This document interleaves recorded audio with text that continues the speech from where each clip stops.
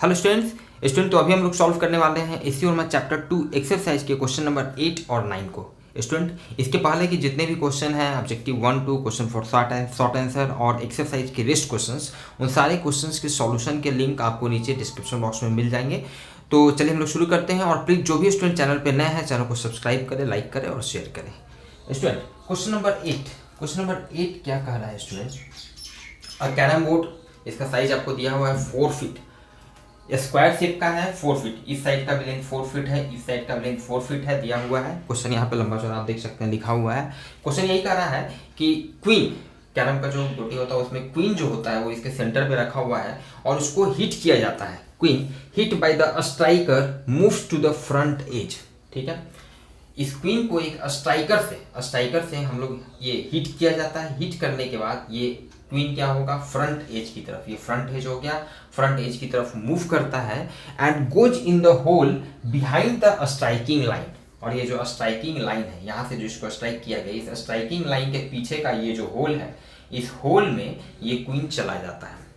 Clear student? अब समझिएगा, obvious है अगर इस क्वीन को डायरेक्टली इस तरह से एकदम face to face straight forward अगर इस तरह से इसको स्ट्राइक किया जाएगा तब तो ये डायरेक्ट इसी डायरेक्शन में जाएगा और फिर इसी डायरेक्शन में लौट आएगा, तब ये फिर इस स्ट्राइकिंग लाइन के पीछे वाले होल में नहीं आ पाएगा। कुछ उसी तरह का बात है, याद कीजिए कि जैसे सपोज कीजिए कि कोई आपके पास बॉल है, कोई रबर बॉल है, उस बॉल को अगर आप वर्टिकली डाउनवर्ड डायरेक्शन में अगर नीचे की ओर इसको आप गिराते हैं तो फिर ये वर्टिकली अपवर्ड डायरेक्शन से फिर इसी डायरेक्शन में इस तरह से रिबाउंड कर जाता है।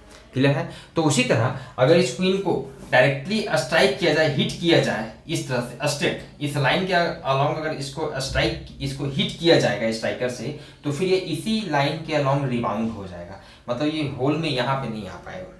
क्लियर है? इसका मतलब है कि निश्चित रूप से इस क्वीन को स्ट्राइकर जिसका साइज थोड़ा सा बड़ा होता है, आप समझ रहे हैं, स्ट्राइकर से मान लिया थोड़ा बड़ा साइज का जो होता है, उस स्ट्राइकर से इसको सर्टेन एंगल पे स्ट्राइक करना पड़ेगा। सर्टेन एंगल पे, ये स्ट्राइकर हम दिखा रहे हैं, इस स्ट्राइकर से सर्टेन एंगल पे स्ट्राइक करना होगा, कुछ इस तरह से, लाइक दिस, सो डैट कि वो इस तरह से जाएगा फ्रंट एज को और फिर यहाँ से रिबाउंड होकर ये फिर वापस इस होल में चलाएगा।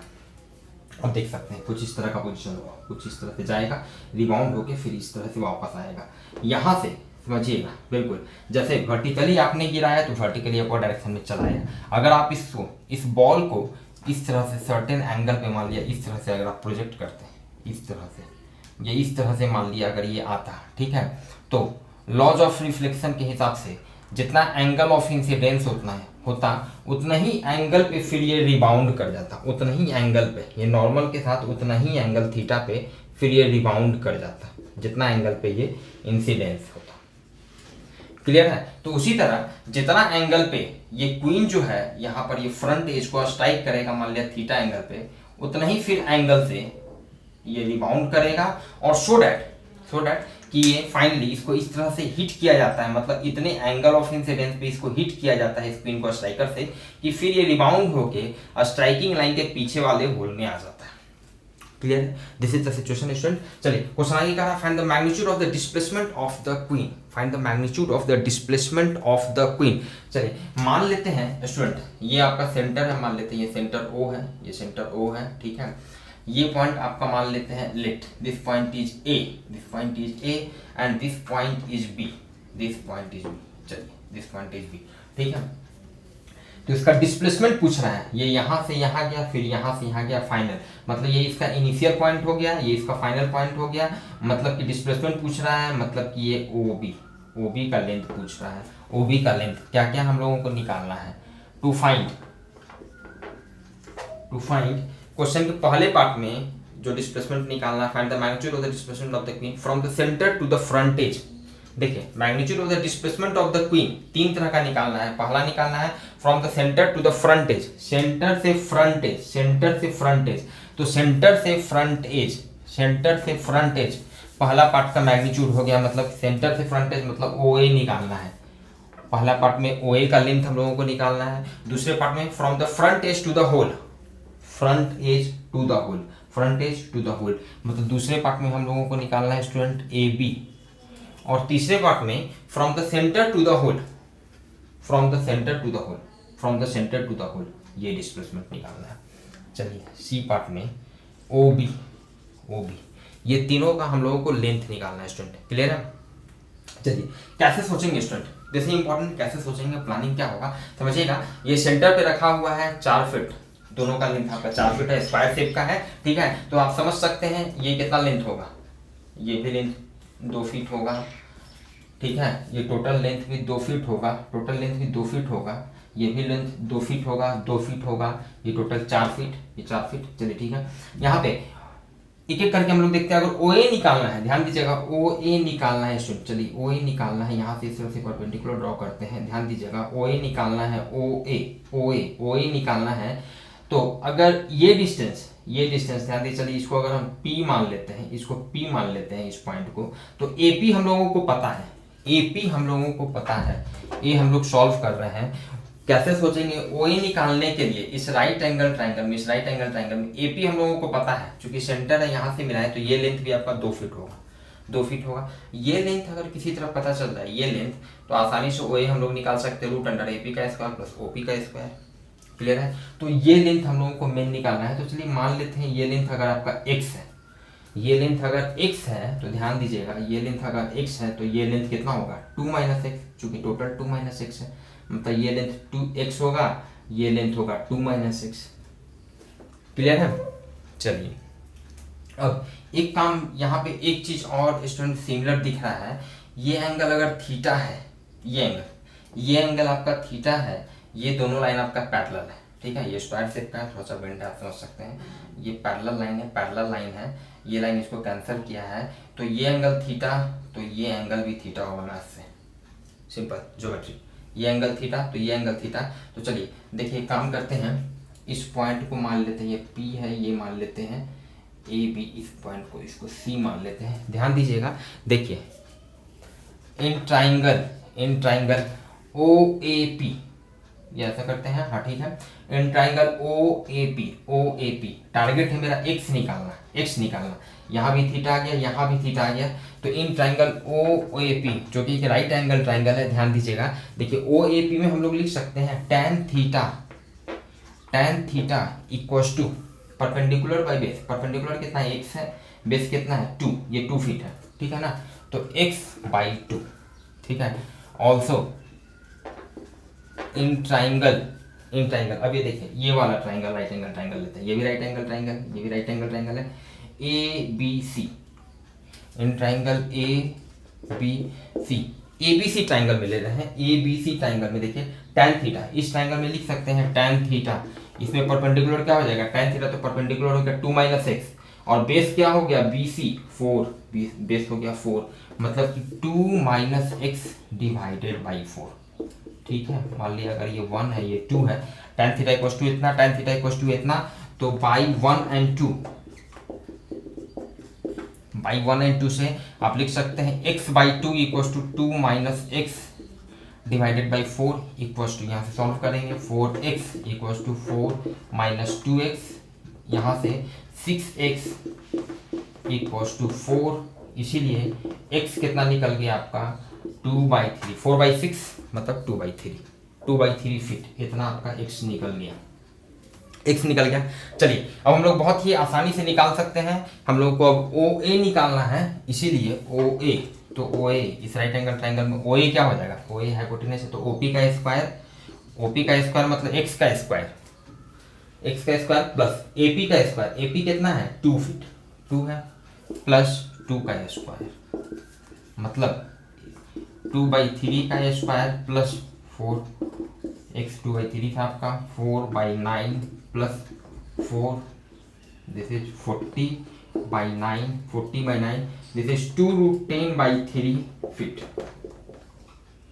2√10/3 फीट आपका OA का लेंथ हो गया, OA ये जो डिस्प्लेसमेंट हुआ, ठीक है, इसका मैग्नीट्यूड हो गया।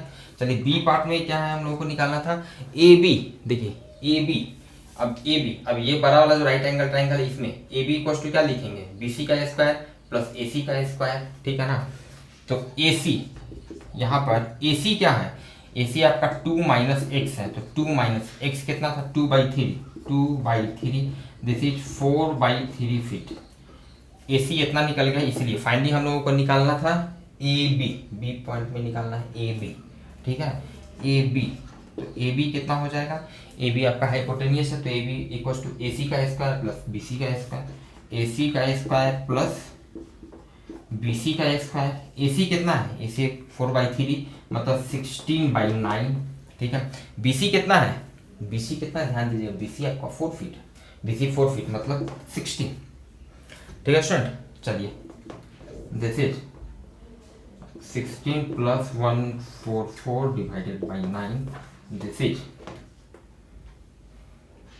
160 डिवाइडेड बाई 9, दिस इज 160। 160 को लिख सकते हैं, 160 को लिख सकते हैं 60 इंटू 10 डिवाइडेड बाई 9 का 3 हो गया, this is 4√10 divided by 3 feet.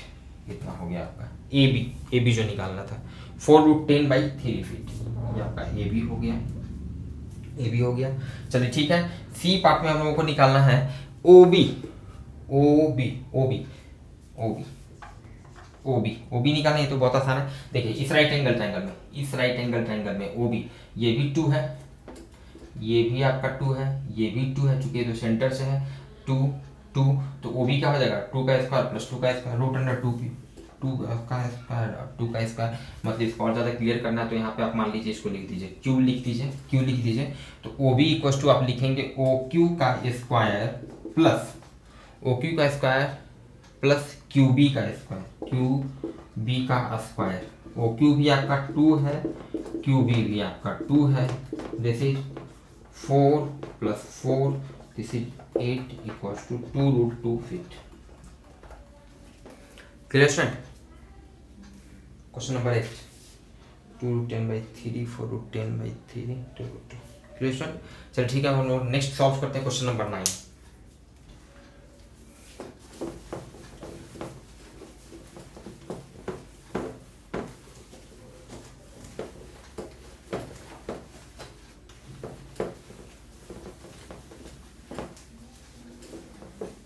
Question number 9, ये मॉस्किटो वाला क्वेश्चन है। क्वेश्चन आप तब तक पढ़िए यहाँ पे। क्वेश्चन नंबर 9, एक नेट बना रहे हैं, नेट हिंदी में मच्छरदानी इसको कहते हैं।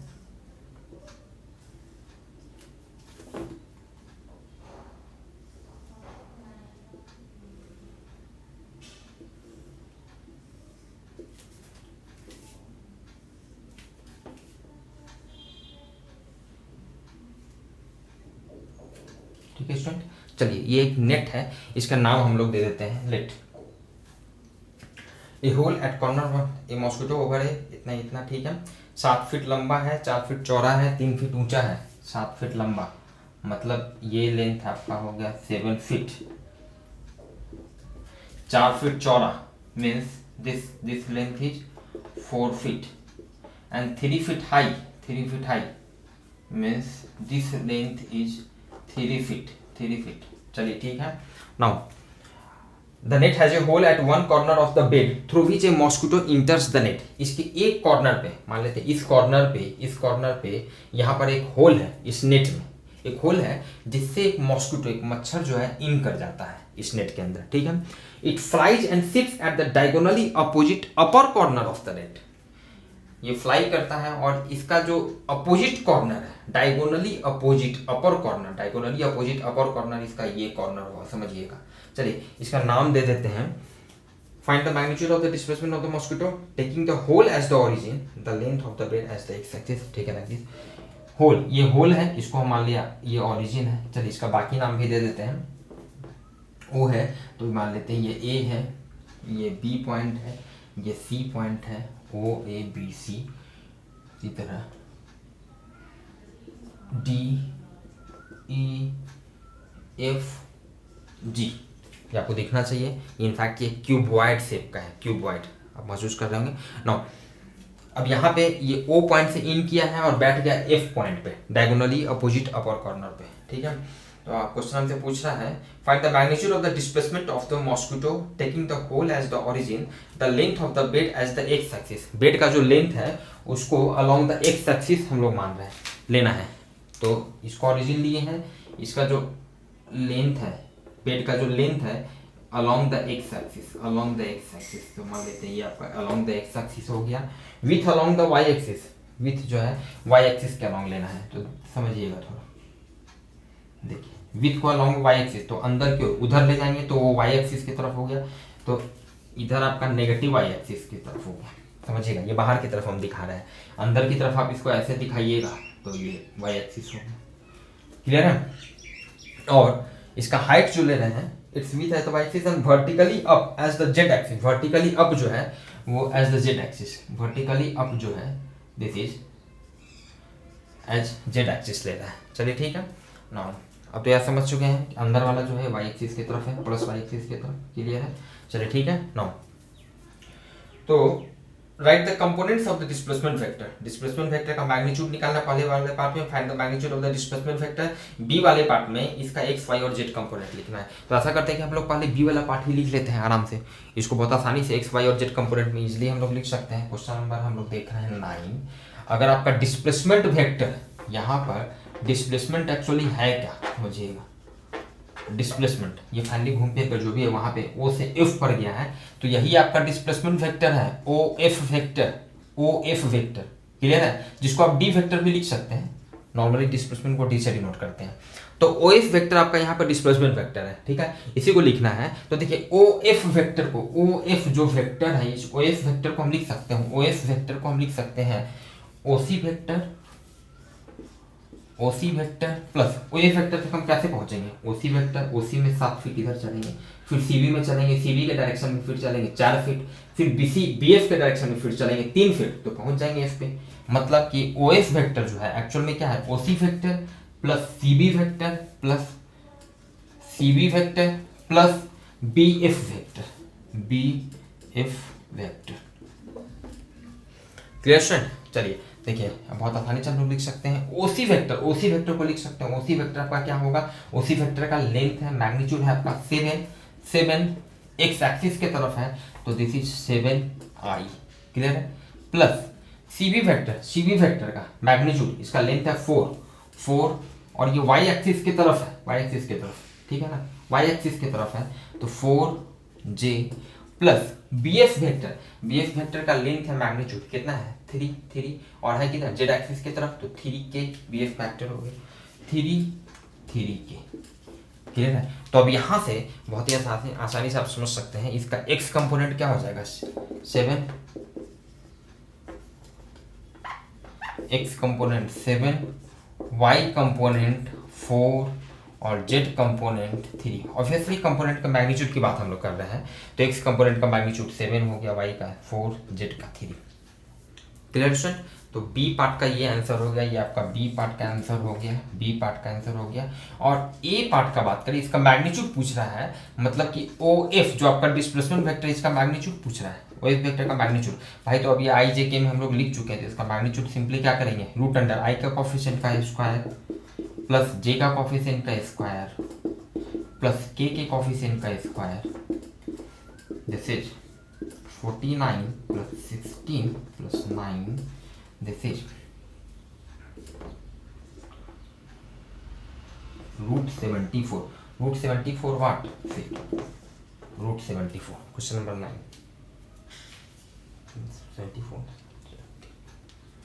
ऑब्वियसली ये फिट में fit, clear student. I hope कि कोई कंफ्यूजन नहीं होना चाहिए। मिलते फिर स्टूडेंट हम लोग नेक्स्ट क्लास में नेक्स्ट क्वेश्चन के सॉल्यूशन के साथ। Thank you.